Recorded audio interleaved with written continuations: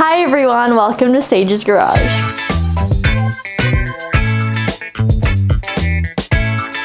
This is how my block and cylinder head are looking. Oh, you cannot see the cylinder head. I will show you an in-depth review, but they're looking great. I'm actually very happy with how the color turned out. I think it's actually perfect. So very excited about that because I was very nervous that the color wasn't going to be right or wasn't going to be cute, but it turned out lovely.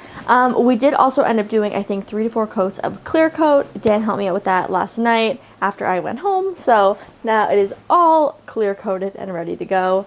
But yeah, very excited. So the steps for today are: remove the tape, make sure that it's all good to go, and then we are going to put in the frost plugs. We're going to inspect the rods as well as measure, gap the piston rings. Forget the terminology, but you know what I'm talking about. But yeah, let's just get right into it. I'm excited to take off this tape.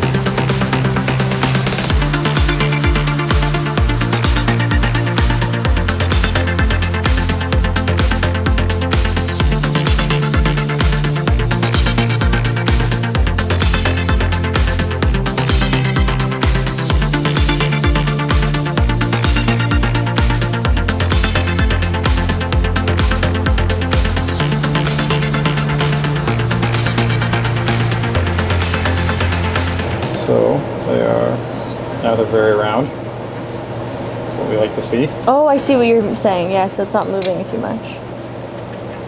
And that 0 is the correct size. Okay. Basically. So if we, and if it's off, it's because it's just like not centered. Okay, yeah, that's very interesting.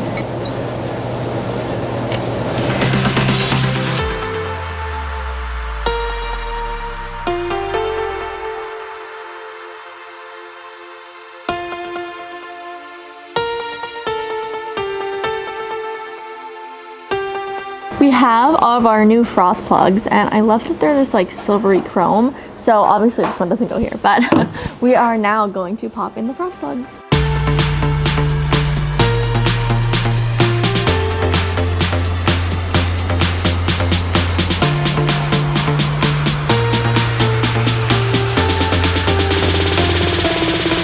Alright, we're moving on to the frost plugs. I showed you guys where each of the ports are on the block, and I've got my frost plugs here. Now basically what I'm going to do is I have this sealant. It's aviation form a gasket.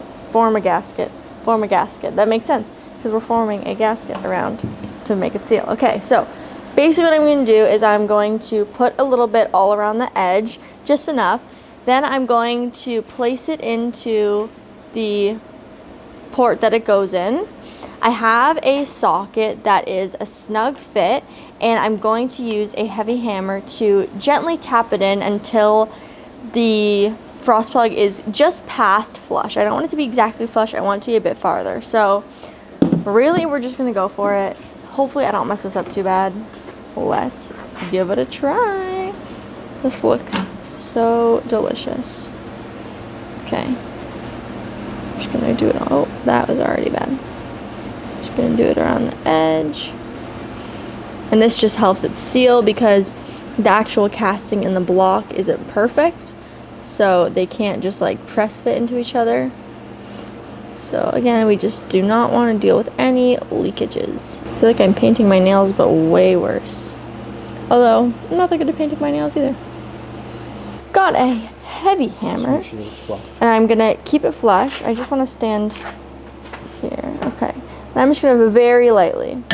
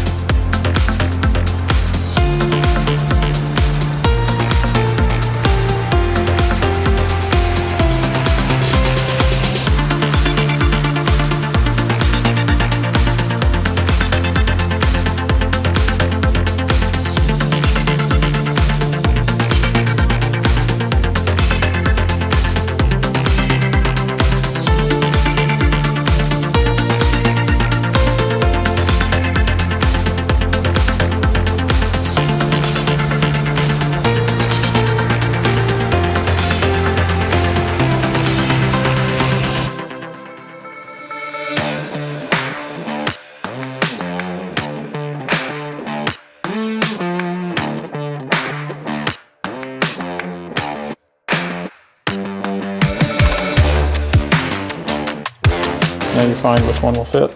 Oh, in this part? Yep. Oh my god. Yeah, no, you're right. So that one's too big, so try a smaller one. So our minimum is 9. And if it doesn't fit, then we get the gap rings. That one is. Check it once, check it twice. Boom, fits. Yes, fits. It fits here. It does. And it doesn't here. So we swapped these 2 rings. Mm-hmm. And this ring is different, not the cylinder. Okay. Interesting. We're actually just going to deburr it first and see if maybe it's just catching on a burr. So I'm taking off like not even anywhere close to 1/1000th of an inch here. Okay. Literally just if there's any sort of thing. So you can still see the black in the middle. All I did was take off the burrs. So 13 fits. Okay. Wow, that's a big improvement. And 14 doesn't. I think in this one, 14 does. Or maybe 14 fits in the rest.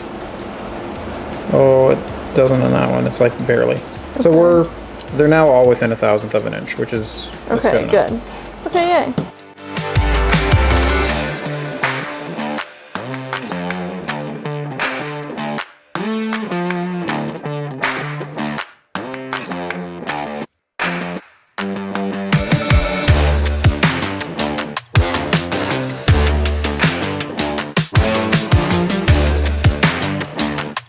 So right now we're just checking to see how big the gap in the piston rings are and if they need to be gapped at all.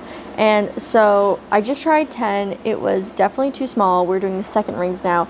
I'm just going to jump up to 15 just to try it, and then I can do any of the numbers in between. I cannot get it to fit, but I'm going to try it in the other ones because we had difficulty with the first one. Yeah, so 15 does fit here.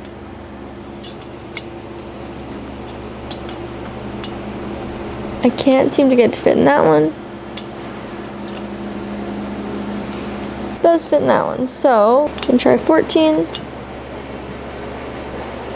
Okay, I can't get it there. We know 15 fits in that one.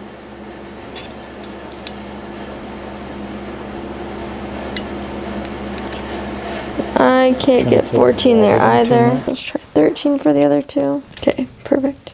So, 13 in here. We know it's 15.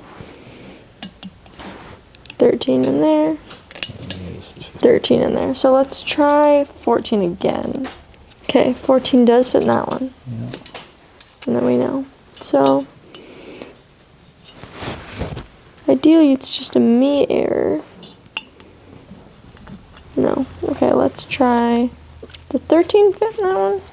Yes. Okay, let's try 16 on the other ones now. So far, this one is still The smallest one, the biggest I could get was 13? 13.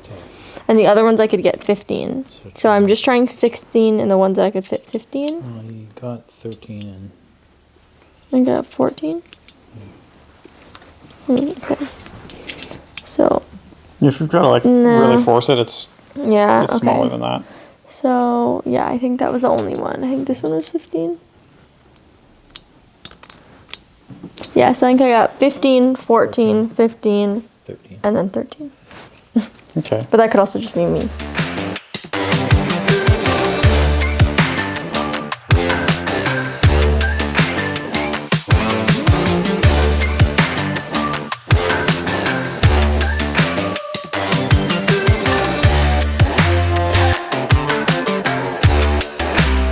Alright everybody, we are wrapping it up for today. We finished gapping the rings. We ended up deciding that both the first rings and the second rings were good. They didn't need any work. So I just used that stone to sand down if there was any burrs or even just like the corners, make sure they weren't as sharp because we don't want them to scratch the cylinders at all.